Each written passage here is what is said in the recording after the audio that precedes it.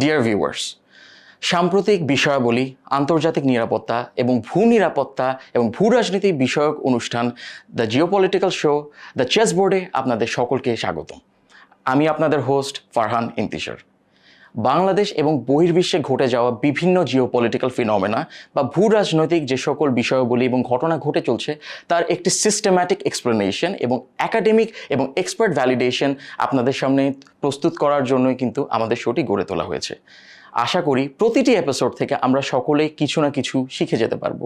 আমাদের আজকের টপিক হলো রাখাইন প্রদেশে আরাকান আর্মির উত্থান এবং এটা বাংলাদেশের জন্য কতটুকু চ্যালেঞ্জ হতে পারে, এবং এই বিষয়ে আমরা আলোচনা করার জন্য বিশেষজ্ঞ ব্যক্তিবর্গ যারা রয়েছেন, আমাদের এক্সপার্ট রয়েছেন, তার অপিনিয়ন আপনাদের সামনে তুলে ধরার চেষ্টা করব এবং সেই সকল বিষয়গুলিও আলোচনা করব যেটা সম্পর্কে হয়তো মেইন স্ট্রিম মিডিয়াতে সেভাবে কথাবার্তা হয় না। আশা করছি সবাই কিছু না কিছু এখান থেকে শিখতে পারবো, এখান থেকে কিছু না কিছু নিয়ে যেতে পারবো।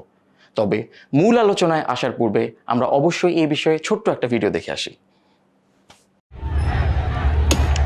2021 সালে সামরিক অভ্যুত্থানে মিয়ানমারের নির্বাচিত অং সান সুচি সরকার ক্ষমতাচ্যুত হওয়ার পর থেকেই দেশটিতে যুদ্ধবিগ্রহ লেগেই আছে। মিয়ানমারের রাখাইন রাজ্যে সামরিক জান্তা ও বিদ্রোহী সংগঠন আরাকান আর্মির মধ্যে তীব্র লড়াইয়ের কারণে অঞ্চলটির নিয়ন্ত্রণের চিত্র দ্রুতই পাল্টে গেছে।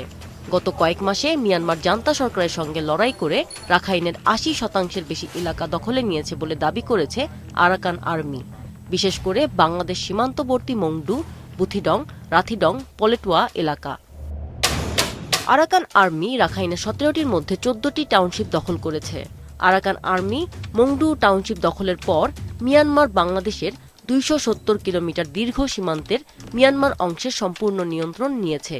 এ অবস্থা চলতে থাকলে পুরো অঞ্চল দখলে নিতে খুব বেশি সময় লাগবে না। সুপ্রিয় দর্শক, আপনাদের অসংখ্য ধন্যবাদ আমাদের সাথে থাকার জন্য। আজ আমাদের সাথে স্টুডিওতে আছেন অবসরপ্রাপ্ত সেনা কর্মকর্তা এবং মিয়ানমার এবং রোহিঙ্গা বিশেষজ্ঞ ব্রিগেডিয়ার জেনারেল শামস। স্যার কেমন আছেন? হ্যাঁ, ধন্যবাদ, ভালো আছি। আপনি কেমন আছেন? আলহামদুলিল্লাহ sir, thank you for asking. Sir, আমরা কি কনভারসেশনের দিকে আগাতে পারি? প্লিজ। স্যার, এই যে বর্তমানে যে মিয়ানমারের যে সিভিল ওয়ারটা হচ্ছে এবং এখন বাংলাদেশের পরিপ্রেক্ষিতে আমাদের বর্ডার রিজনে যে আপনার রাখাইন প্রদেশে যে কনফ্লিক্টটা হচ্ছে, তো এই নিয়ে আপনার সাধারণ জনগণের মধ্যে কিন্তু আরাকান আর্মির যে আইডিয়াটা ওটা নতুন করে আসা শুরু করেছে। এর আগে আমরা স্যার শুনেছিলাম যখন ব্রাদারহুড অ্যালায়েন্স যে মিলিটারি হুন্তার এগেনস্টে অ্যাক্টিভ হয়েছিল, কিন্তু তখন ব্রাদারহুড অ্যালায়েন্সের কথাই মূলত মানুষ জানতো, বাট আরাকান আর্মি নিয়ে আমাদের সাধারণ জনগণের মধ্যে কিন্তু তেমন চিন্তা হয় না। তো স্যার, এই যে ধোঁয়াশাটা রয়েছে, এটাকে আপনি একটু এক্সপ্লেন করবেন যে ইনারা কারা বা এরা কারা? আমরা আমাদের এই প্রতিবেশী দেশ বা মিয়ানমার সম্পর্কে খুব কম জানি। জি স্যার। আমাদের জনগণরা এটা নিয়ে তেমন একটা চিন্তিত না। আমাদের সরকার বহু বছর ধরে মিয়ানমার নিয়ে তেমন একটা কিছু ভাবেনি। হঠাৎ করে যখন 2017 সালে রোহিঙ্গা সংকট শুরু হলো ব্যাপক আকারে, তখন থেকেই আমরা জানা শুরু করেছি এবং এর পর থেকেই রোহিঙ্গা নিয়ে আমরা যে কাজগুলো করছি সচেতনতা সৃষ্টির জন্য এখন মানুষ কিছু কিছু জানতে পারছে। আরাকান আর্মির কথা যেটা বললেন, এটা রাখাইনের একটা জাতিগোষ্ঠীর সশস্ত্র দল। এরা মিয়ানমার সেনাবাহিনীর সাথে যুদ্ধ করে যাচ্ছে। কেন যুদ্ধ করে যাচ্ছে? কারণ তারা স্বশাসন চায় রাখাইনের জন্য, অটোনোমাস রিজিয়ন। বিকজ আপনি জানেন মিয়ানমারে অনেকগুলো অটোনোমাস রিজিয়ন আছে। তারা স্বশাসন চায়, তাদের অধিকার প্রতিষ্ঠিত করতে চায়, তারা তাদের দাবিকে সোচ্চারভাবে পৃথিবীর কাছে জানাতে চায়। এজন্যই আরাকান আর্মি কাজ শুরু করেছে 2009 সালে। আরাকান আর্মির সৌভাগ্য যে তারা একজন ভালো নেতা পেয়েছে। জেনারেল তোয়ান মাইং যিনি আছেন, উনি একজন ভালো সংগঠক, ভালো নেতা। রাখাইনে অনেকগুলো দল মত ইত্যাদি ছিল, রাজনৈতিক দলও অনেকগুলো ছিল, তাদের মতবাদ চিন্তাধারা অনেক বিভক্ত ছিল। সবগুলোকে একত্র করে ইউনাইটেড লিগ অফ আরাকান একটা দল উনি বানিয়েছেন এবং তাদেরই সশস্ত্র শাখা হচ্ছে এই আরাকান আর্মি। এবং 2009 থেকে শুরু করে 2014-15-তে তার সদস্য সংখ্যা ছিল মাত্র 1500। এরপর এটা হলো 2500। 2021-22-এর দিকে উনি নিজেই জানালেন যে এটা 30,000-এর মতো হয়েছে। 2024-এর ডিসেম্বর নাগাদ তারা বলতে চাচ্ছে যে তাদের 40,000 সশস্ত্র সদস্য রয়েছে। এতে রাখাইন ছেলে মেয়ে, দ্যাট মিনস তরুণ তরুণীরাও কিন্তু এখানে রয়েছে। এখন আমাদের না জেনে আর উপায় নেই, কারণ আমাদের 271 কিলোমিটার সীমান্ত জুড়ে আরাকান আর্মির নিয়ন্ত্রণে। জি স্যার। রাখাইন রাজ্যের 17টা শহরের মধ্যে 14টা শহর আরাকান আর্মির নিয়ন্ত্রণে। কাজে আমাদেরকে জানতেই হবে, এরা এখন আমাদের প্রতিবেশী হয়েছে, আমাদেরকে বাধ্য হয়ে জানতে হবে যে তারা কেমন, যা আমরা এত বছর জানিনি, তাদের সংস্কৃতি, তাদের কথাবার্তা, তারা কি করে চলাচল করে, তারা কি জানতে চায়, তাদের কি ভালো লাগে মন্দ লাগে, একটা প্রতিবেশী দেশ হিসাবে আমাদেরকে এটা জানতেই হবে। আরাকান আর্মির যে ইনিশিয়াল ট্রেনিং পিরিয়ড ছিল ওই সময় হচ্ছে গিয়ে কাচিন ইন্ডিপেন্ডেন্স আর্মি তাদেরকে হচ্ছে ট্রেনিং দিয়েছে, এখনো কি তাদের মধ্যে ওই অ্যাফিলিয়েশনটা আছে?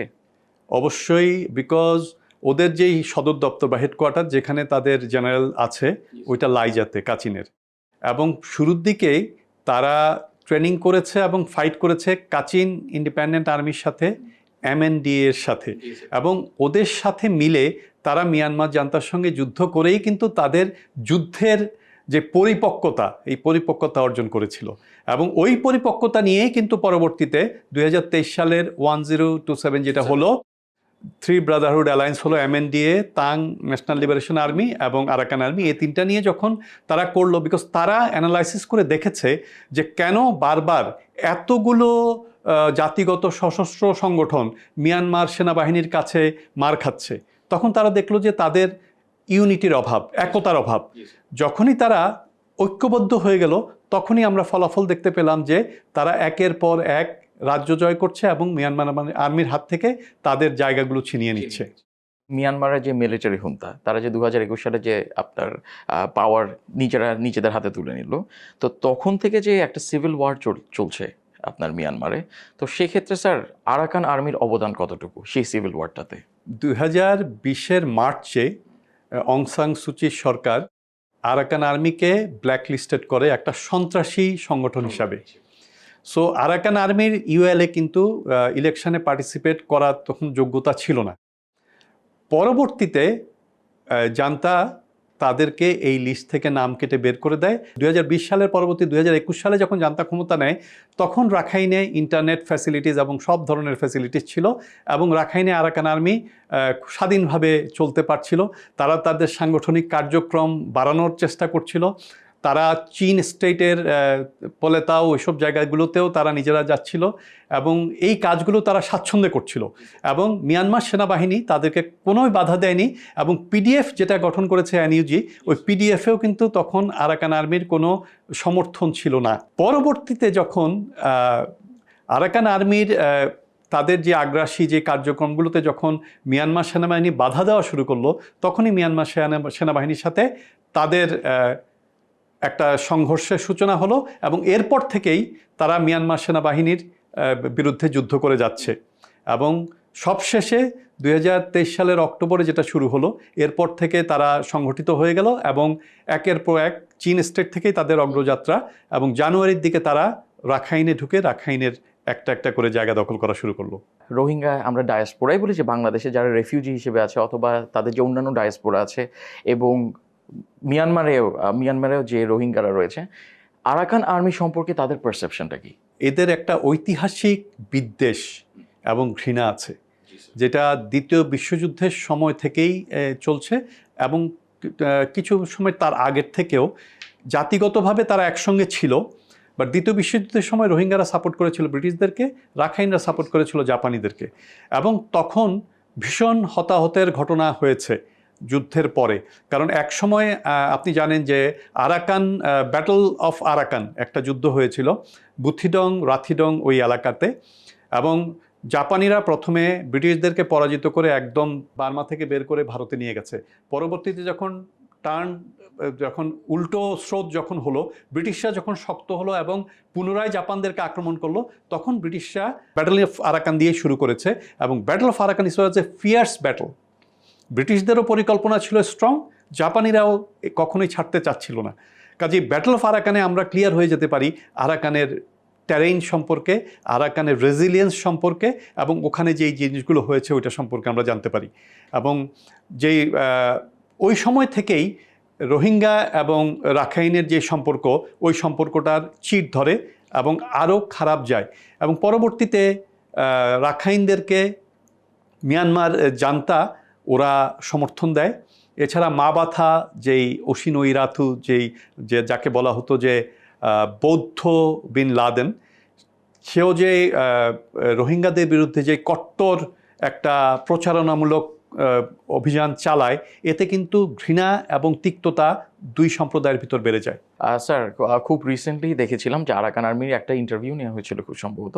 তো তারা বলছিলেন তারা যখন সম্পূর্ণ আপনার রাখাইন প্রভিন্সের উপর যখন তারা 100% অটোনমি আনতে পারবেন, তখন প্রতিটা এথনিক মাইনরিটির হিউম্যান রাইটস এস্টাবলিশ করার কথা তারা বলছিলেন। তো আরাকানিরা আসলে রোহিঙ্গাদেরকে কিভাবে দেখছে?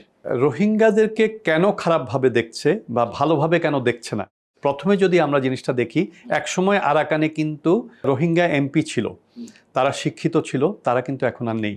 কারা রয়ে গেছে? যারা রাখাইন ছেড়ে যেতে পারেনি তারা রয়ে গেছে, এবং তারা থেকে যাওয়ার পরে তাদেরকে মার্জিনালাইজড মানুষে পরিণত করা হয়েছিল। তাদের শিক্ষা, তাদের চিকিৎসা, তাদের চাকুরি সব থেকে তাদেরকে বঞ্চিত করা হয়ে সাবহিউম্যান পর্যায়ে তাদেরকে নিয়ে যাওয়া হয়েছে। একটা সাবহিউম্যান রেসকে আরেকটা হিউম্যান রেস কখনোই কিন্তু খুব ভালোভাবে গ্রহণ করে না। যেহেতু রোহিঙ্গাদের শিক্ষার অভাব আছে, রোহিঙ্গাদের সামাজিক মর্যাদার অভাব আছে, তারা অধিকার আদায়ে তারা সক্ষম না, তাদের নিজস্ব একটা শক্তি কাজ করে না, কাজেই এই দুর্বলতাগুলোকে কাজে লাগিয়ে রাখাইনরা তাদেরকে পছন্দ করার কোনো অবকাশ নাই। আরাকান আর্মি কি রোহিঙ্গা রিপ্যাট্রিয়েশনে কোনো অ্যাক্টিভ ভূমিকা রাখতে পারবেন, বা তাদের সেই ডিজায়ার আছে? কতগুলো জিনিস আছে, অধিকার আদায় করে নিতে হয়, অধিকার কেউ কাউকে দেয় না।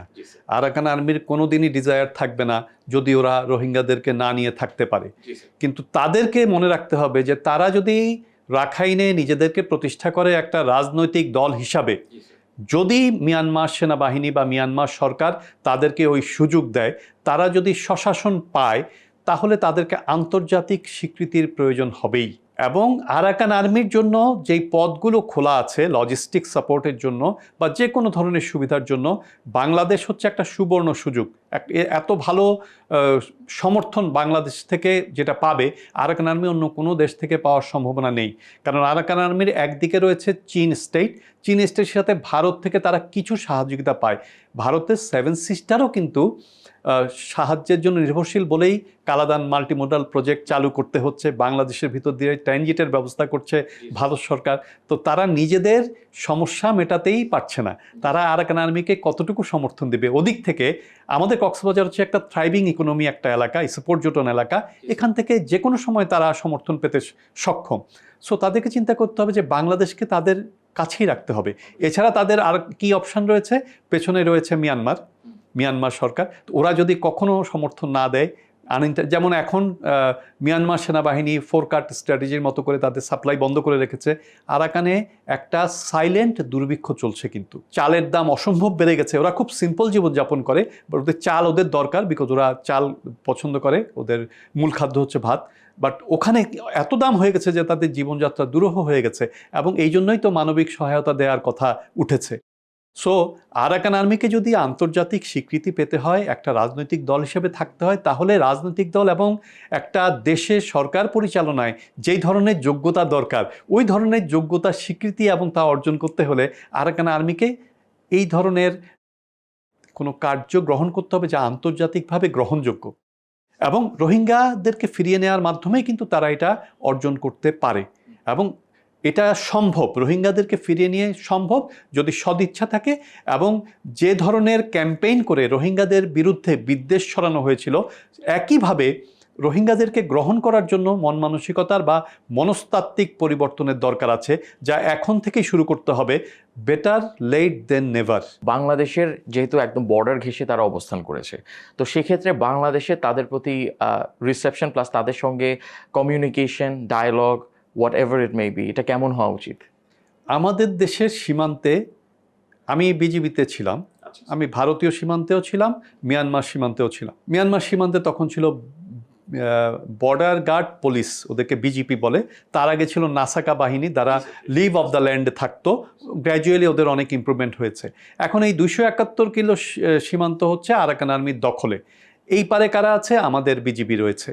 অবশ্যই সীমান্ত ব্যবস্থাপনায় বিজিবি এবং আরাকান আর্মির সঙ্গে যোগাযোগ হতেই হবে, বিকজ এখানে সীমান্ত নিরাপত্তা, সীমান্ত ব্যবস্থাপনা, সীমান্তে মাদক এবং অস্ত্র পাচার, সীমান্তের অন্যান্য সমস্যা, সীমান্তের আশেপাশে যে সংঘর্ষ সংঘাত, সীমান্তের শান্তি, সব কিছুর জন্যই কিন্তু বিজিবি এবং আরাকান আর্মির যারা ওখানে নিয়োজিত আছে তাদেরকে যোগাযোগ করতেই হবে, এর কোনো বিকল্প নেই। এবং আমরা যদি সুচিন্তিতভাবে পরিকল্পিতভাবে এই কাজগুলো করে যাই, আমি মনে করি যে সম্পর্ক উন্নয়নের অনেক সুযোগ রয়েছে। আমরা কতটুকু ব্যবহার করছি সেটা ভাবতে হবে এবং আমাদেরকে এই সুযোগটাকে কাজে লাগাতে হবে। হিউম্যানিটেরিয়ান বা মানবিক করিডোর ব্যাপারটা হচ্ছে যেটা জাতিসংঘ এবং সাহায্য সংস্থাগুলা মানবিক সহায়তা দেয়। এই দিতে হলে জাতিসংঘের একটা ম্যান্ডেটের মাধ্যমে এটা দিতে হয়, একটা রেজলিউশন পাস হয়, যেই দেশে দিবে, যেই দেশ থেকে দিবে, ওই দুটা দেশের সরকারের সাথে অ্যাগ্রিমেন্ট বা চুক্তি করতে হয়। এই চুক্তিগুলো যদি জাতিসংঘ করতে পারে তাহলে তো খুবই ভালো। বাংলাদেশের দেশ হিসাবে বাংলাদেশের হিউম্যানিটেরিয়ান করিডোরে কিছু করার নেই, বিকজ মানবিক দিকটা এটা জাতিসংঘ রয়েছে মানবিক দিক পর্যবেক্ষণ করার জন্য এবং তারাই এগুলো দেখবে। এখানে বাংলাদেশের করণীয় কিছু নেই। যদি জাতিসংঘ ম্যান্ডেট আনতে পারে, যদি মিয়ানমার সরকার রাজি হয়, কারণ এখানে নিরাপত্তা নিশ্চিত করতে হবে তাদেরকেই, যারা বেলিজারেন্ট গ্রুপ কারা? Arakan army, Myanmar government. ওখানে যদি একটা বিমান আক্রমণ হয় তাহলে ওইটার দায় দায়িত্ব কে নেবে? বাংলাদেশ তো এই দায়িত্ব নেওয়ার কথা না। বাংলাদেশ রোহিঙ্গা সমস্যা নিয়েই সংকটে রয়েছে। এই ধরনের করিডোরের আক্রমণ, করিডোর সংক্রান্ত বিষয় নিয়ে বাংলাদেশের দায়িত্ব নেওয়ার কথা না। আমি কুর্দিস্তানে ছিলাম, ওখানে আমেরিকানরা নো ফ্লাই জোন করেছিল এবং নো ফ্লাই জোনে এনশিওর করতো যে ওখানে যেন কোনো ইরাকি বিমান না উড়ে, কারণ যারা এনজিও ছিল এবং অন্যান্য সাহায্য সংস্থাগুলো ছিল তারা কুর্দিস্তানে সহায়তা প্রদান করত। যদি কোনো কিছু করতে হয় ওইভাবেই আন্তর্জাতিক স্বীকৃত উপায়ে জাতিসংঘ ম্যান্ডেটের আন্ডারেই ওই জিনিসগুলো করতে হবে। দেশ হিসাবে বাংলাদেশের বিশেষ কিছু এখানে করার নেই, শুধুমাত্র ত্রাণ সরবরাহ সহায়তা করা ছাড়া। এখন যদি দেখি আরাকান আর্মির ক্ষেত্রে, যে তারা কিন্তু ইন্ডিয়া, চায়না এই দেশগুলোর সাথে কিন্তু তারা একটা অ্যামিয়েবল পজিশনে আসার চেষ্টা করছে এবং অনেক অ্যানালিস্টদের মতে বাংলাদেশ একটা প্রিক্যারিয়াস পজিশনে আছে, আপনার যদি জিও পলিটিক্যালি আমরা ধরে থাকি। এবং অনেকে এটাও বলেছে যে Bangladesh is playing a very very very dangerous game of জিওপলিটিক্সের এমন খেলায় বাংলাদেশ কেমন পারফর্ম করছে? না, Bangladesh is not doing anything actually, it is thrust upon Bangladesh, is thrust upon Bangladesh, something like that. জিনিস হলো যে আরাকান আর্মির সাথে যারাই যোগাযোগ করছে তাদের নিজস্ব ইন্টারেস্ট আছে, চীনের ইন্টারেস্ট আছে, ভারতের ইন্টারেস্ট আছে, তারা আরাকান আর্মির সাথে যোগাযোগ করছে। আমরা 271 কিলোমিটার সীমান্তে আরাকান আর্মিকে সাথে নিয়ে আছি। আমরা আমাদের যে ইন্টারেস্টগুলো আছে এই ইন্টারেস্টগুলো ফুলফিল করার জন্য অবশ্যই আমাদেরকে আরাকান আর্মির সঙ্গে যোগাযোগ করতে হবে। রাখাইনে বিশাল অস্ত্রের মজুত রয়েছে, কারণ ওরা কনফিসকেট করেছে অনেক অস্ত্র। ওই অস্ত্রগুলো আমাদের দেশে এসে যেন আমাদের দেশের ভেতরে কোনো বিশৃঙ্খল সৃষ্টি করতে না পারে, আমাদেরকে অবশ্যই দেখতে হবে। আমাদের অনেক ইন্টারেস্ট রয়েছে, আমাদেরকে থাকতে হবে। এখন আরাকান আর্মি ঐক্যবদ্ধ, বাকি যেই দেশগুলো আছে সবাই তাদের দেশের স্বার্থ বোঝে। আমাদেরকে ঐক্যবদ্ধ হতে হবে, আমাদেরকে আমাদের দেশকে ভালোবাসতে হবে, আমাদের দেশের স্বার্থ নিশ্চিত করতে হবে। আর জিওপলিটিক্যাল যেই খেলাটা আছে, রাখাইন একটা গুরুত্বপূর্ণ জায়গা, এখানে চীনের উপস্থিতি আছে। ভারত এখানে চীনের প্রভাবকে খর্ব করার জন্য চেষ্টা করে যাচ্ছে, আমেরিকাও চাচ্ছে এখন ঢুকতে, ইদানিং রাশিয়াও ভারতের থ্রুতে আরাকানে চলে আসতে চাচ্ছে।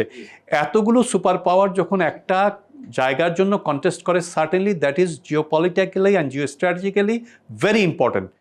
দেন অ্যাজ বাংলাদেশ, অ্যাজ সাফারার এন্ডে আমরা কি করা উচিত? We need to balance our কূটনীতি এবং আমাদের রাজনীতি, এবং আমাদেরকে ঐক্যবদ্ধভাবে এগিয়ে যেতে হবে। এই ক্ষেত্রে আমাদের কোনো ডিভিশন থাকতে পারবে না। What ever we decide regarding hour this neighbouring country, we should be United as a nation for fulfilling all our requirements and serving hour interest. আমাদের মাথা উঁচু করে দাঁড়াতে হবে। আমাদের যত ধরনের জাতীয় নিরাপত্তা এবং অন্যান্য বিষয়াদি আছে এগুলোকে তুলে ধরতে হবে এবং নিশ্চিত করতে হবে যাতে কোনোভাবেই এগুলো ক্ষতিগ্রস্ত না হয়। বাংলাদেশ সবসময় ডিপ্লোম্যাটিক স্ফিয়ারগুলোতে বা এরিনাগুলোতে নিজেদেরকে কিন্তু সেভাবে করে আমরা প্রেজেন্ট করতে পারছি না। তো আমাদের যে ডিপ্লোম্যাটসরা রয়েছে অথবা হচ্ছে কি আমাদের যে ডিপ্লোম্যাটিক এরিনাটা রয়েছে সেটার প্রতি তাদের প্রতি আপনার মেসেজটা কি থাকবে? How should they conduct their relations in response to the rise of the Arakan Army? আমি মনে করি বাংলাদেশের নাগরিক হিসাবে আমাদের যে ডিপ্লোম্যাট রয়েছে হাইলি ক্যাপেবল, আমাদের যারাই প্রফেশনাল রয়েছে দে আর হাইলি ক্যাপেবল। তারা তাদের পেশাগত উৎকর্ষতা, দক্ষতা এবং ক্যারিশমাকে কাজে লাগাতে হবে দেশের উন্নয়নে। এটার জন্য কি দরকার? রাজনৈতিক সদিচ্ছা, ঐক্য এবং দেশপ্রেম। এই তিনটা জিনিস আমরা যদি লক্ষ্য রাখি তাহলে আমরা যে কোনো কিছু করতে পারি। আমরা কারোর চেয়েই কম না। Thank you so much sir, খুবই ভালো লাগলো। এবং আপনার বিজি স্কেজুয়াল থেকে আমাদের জন্য সময় বের করার জন্য আপনাকে অসংখ্য ধন্যবাদ। ধন্যবাদ। Thank you sir. তো সুপ্রিয় দর্শক, এতক্ষণ তো শুনলেন, খুবই এনলাইটেনিং একটা কনভারসেশন ছিল। আশা করি আমরা সবাই এখান থেকে কিছু না কিছু শিখে যেতে পেরেছি। আমাদের টপিক অফ ডিসকাশন ছিল রাখাইন প্রদেশে আরাকান আর্মির উত্থান এবং এটা বাংলাদেশের জন্য কতটা চ্যালেঞ্জিং হতে পারে।